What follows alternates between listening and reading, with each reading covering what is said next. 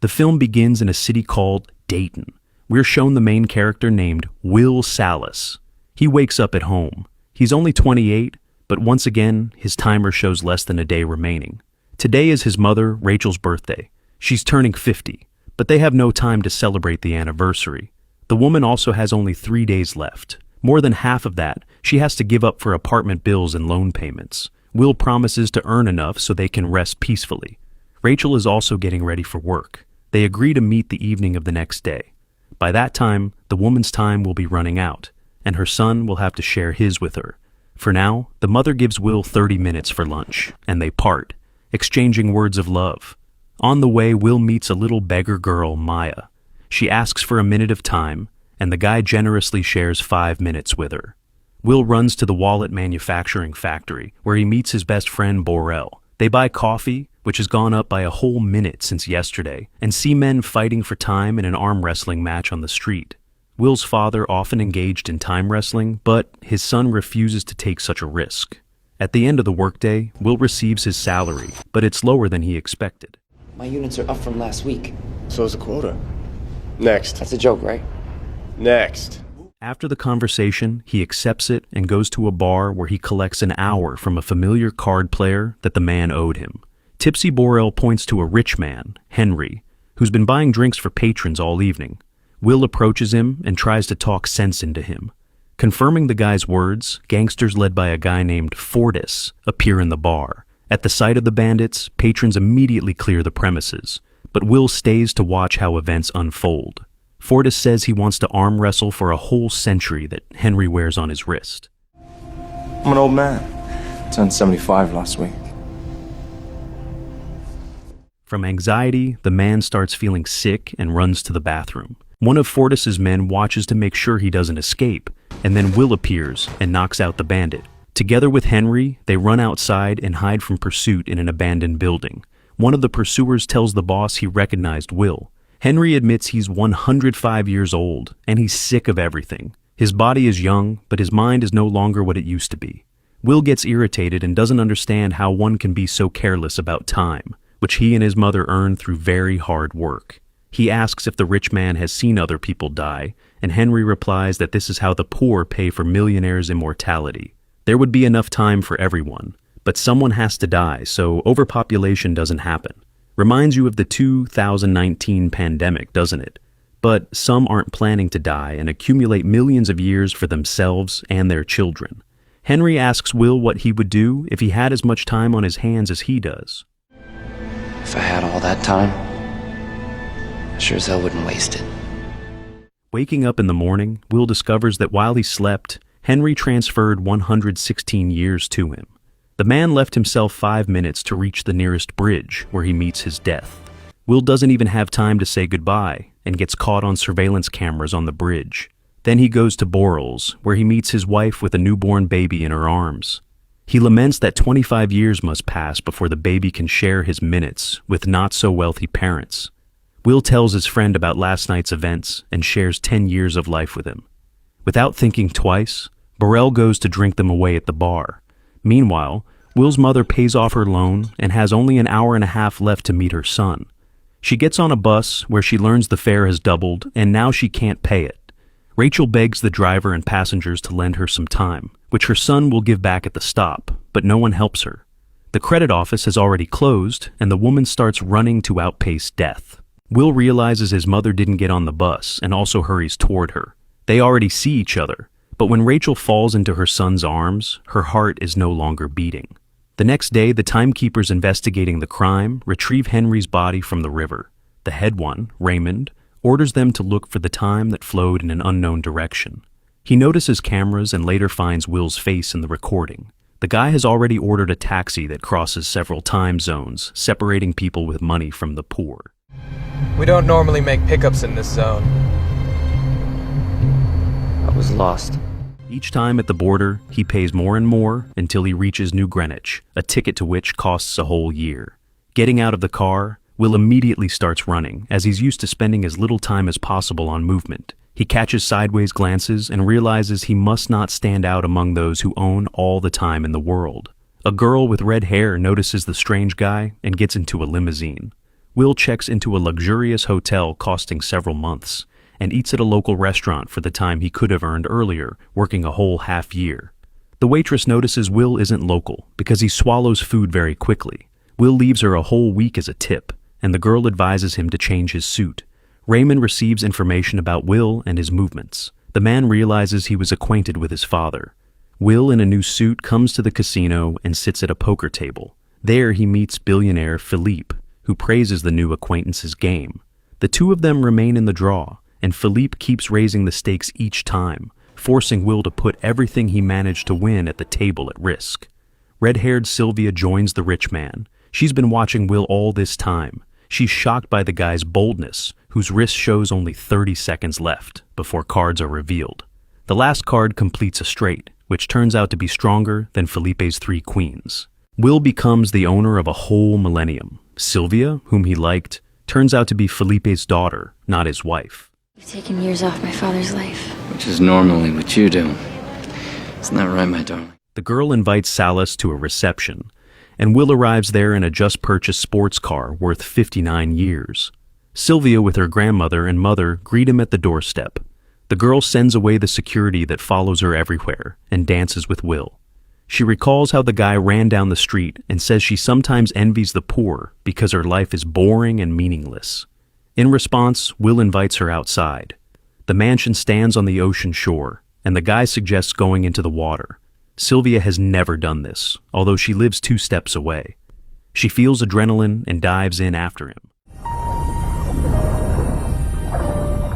The girl doesn't yet dare to kiss the guy she doesn't know at all and returns to shore. The young people manage to hide their adventure from Philippe, who invites Will to play poker. Suddenly, timekeepers appear in the mansion and take the guy in for questioning. Raymond doesn't believe the story about Henry's self-sacrifice, thinking he killed that guy. And Salas's time is confiscated, leaving him only 2 hours for paperwork. Why are you investigating a suicide? There's mass murder in the ghetto every day. Raymond is struck by this question because 20 years ago, Will's father asked him exactly the same thing. The guy is being prepared to be taken to the station, but he attacks the guards and takes a gun. Then he takes Sylvia hostage and puts her in a car. Raymond sets out after him, ramming and spinning Will's car around. The guy forces his pursuer to collide with a truck, and the young people hide under a bridge. Will asks Sylvia to share time, but she refuses. The girl also suspects him of murdering Henry. They end up in Will's native ghetto and fall into a trap set by Fortis and his men. The car flies off the road, and both lose consciousness. Fortis takes Sylvia's time and leaves, leaving her only 30 minutes. Waking up, the young people divide the time to manage to replenish their supply. 3 minutes before death, Will knocks on Burrell's door. His wife opens it. You gave him a decade. Drank himself to death with 9 years on his clock.